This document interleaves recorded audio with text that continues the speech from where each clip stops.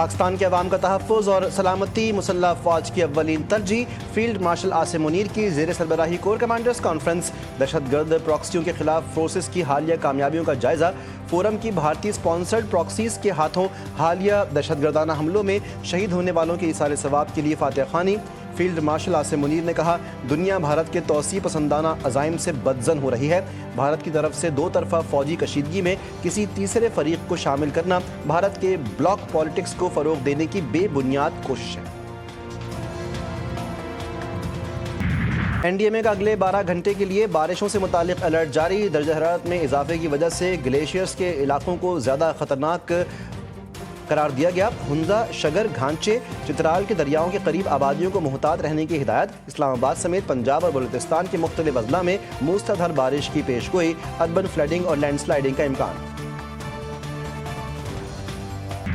پی آئی اے کا بعد از حج آپریشن کامیابی کے ساتھ مکمل۔ ترجمان پی آئی اے کے مطابق پی آئی اے کی آخری پرواز رات 8:30 بجے مدینہ سے اسلام آباد پہنچی۔ مجموعی طور پر 41,500 سے زائد حجاج کرام 147 پروازوں کے ذریعے وطن واپس پہنچے۔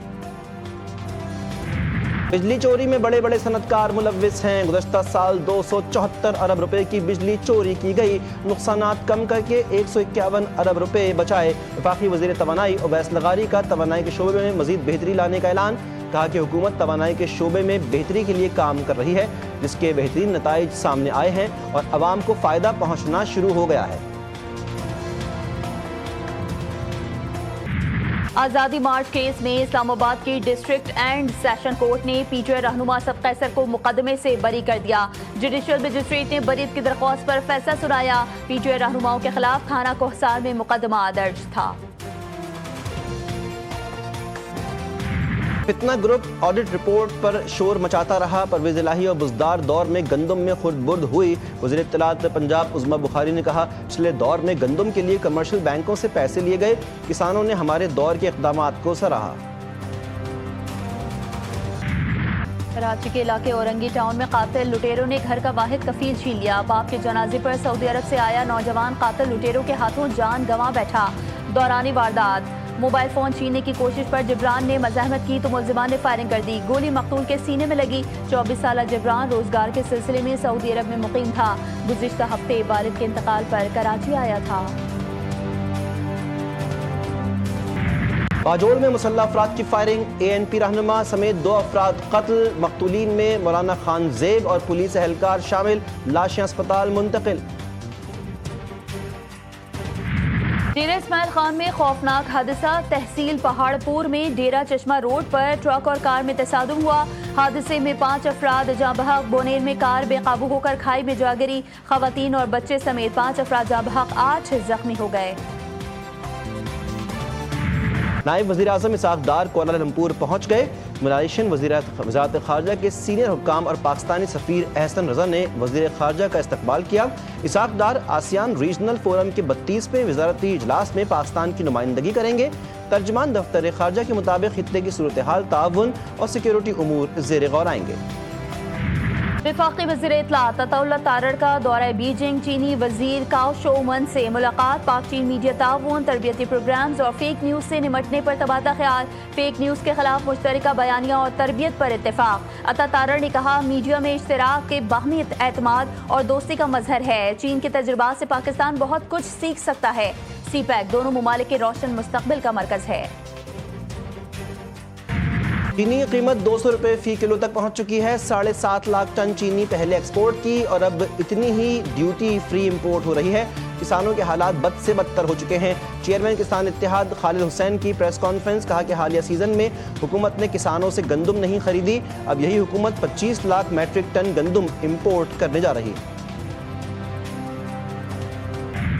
غزہ میں فلسطینیوں کی نسل کشی تھم نہ سکی۔ صہیونی فوج نے دیر البلح میں مکان پر بم برسا دیے۔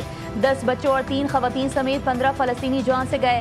حملوں میں شہداء کی تعداد 55 تک جا پہنچی۔ مزاحمت کاروں کے حملے میں ایک صہیونی فوجی بھی مارا گیا۔ اسرائیل کے غزہ میں فوج رکھنے پر اصرار سے دوحہ مذاکرات تعطل کا شکار۔ بھوک کے بعد ایندھن کی قلت سے غزہ میں موت منڈلانے لگی۔ 100 سے زائد نوزائیدہ بچوں اور 350 ڈائلیسس کے مریضوں کی جان خطرے میں۔ मॉस्को का यूक्रेन पर सबसे बड़ा ड्रोन हमला। यूक्रेन पर गुज़श्ता रात रिकॉर्ड 728 ड्रोन्स बरसाए गए, 13 मिसाइल भी दागे गए। यूक्रेनी सदर व्लादिमीर ज़ेलेंस्की ने कहा, रूसी हमलों से लोटिस्क शहर सबसे ज़्यादा मुतासर हुआ, 10 दीगर इलाकों को भी निशाना बनाया गया। रूसी हुक्काम ने कहा कि इस हमले में यूक्रेन की मिलिट्री तंसीबात को निशाना बनाया गया। अमरीकी और रूसी वज़राए ख़ारजा की अहम मुलाकात। सरगई लारोफ की अमरीकी हम मनसब मार्को रूबियो से मुलाकात कुआलालंपुर में हुई। मुलाकात में यूक्रेन जंग और अमरीकी टैरिफ पर गुफ्तगू की गई।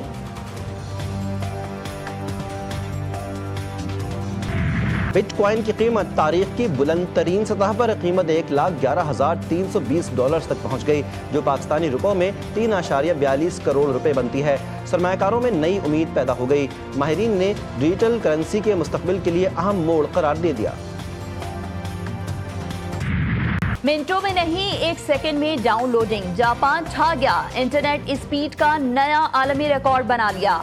1.02 पीटाबिट फी सेकंड यानी 1 मिलियन गीगाबाइट से ज़ायद की रफ्तार हासिल कर ली। माहिरीन का बताना है कि स्पीड इतनी तेज है कि नेटफ्लिक्स का पूरा कैटलॉग सिर्फ 1 सेकंड में डाउनलोड किया जा सकता है। ईरान इराक शाम जाने वाले ज़ायरीन के हवाले से वफाकी हुकूमत का अहम फैसला। 2021 में मुतारिफ करवाई गई पॉलिसी पर तेज़ी से अमल दरामद जारी। हज उम्र की तरह अब ज़ियारत मुक़द्दसा के लिए भी वज़ारत मज़हबी उमूर में रजिस्ट्रेशन लाजिम करार दे दी गई। गुस्ले काबा की सालाना रूह परवर तकरीब का इनेकाद। बैतुल्ला शरीफ के अंदरूनी दीवारों और फर्श को गुस्ल दिया गया। शुरका ने 40 लीटर आब जमजम और अरक़ गुलाब से बैतुल्ला शरीफ के अंदरूनी दीवारों और फर्श को गुस्ल दिया और नवाफिल भी अदा किए। खालिस ऊद और दीगर खुशबुओं से बैतुल्ला शरीफ को मुअत्तर भी किया गया। सालाना तकरीब में सऊदी शाही खानदान के अहम अफराद समेत दीगर आला शख्सियात शरीक हुई। गवर्नर मक्का मुकर्रमा समेत आइमा कराम, अहम शख्सियात और गैर मुल्की सुफरा की भी तकरीब में शिरकत। वज़ीर-ए-आज़म से कतरी कोहे पैमा शेखा इस्मा असानी की मुलाकात। शहबाज शरीफ ने कतरी शहजादी को नांगा पर्वत सर करने पर मुबारकबाद दी। कहा कि दुनिया की 14 बुलंद तरीन चोटियों में से पाकिस्तान में होना फ़ख्र की बात है। शेखा इस्मा असानी ने भरपूर मेहमान नवाजी पर वज़ीर-ए-आज़म और पाकिस्तानी अवाम का शुक्रिया अदा किया।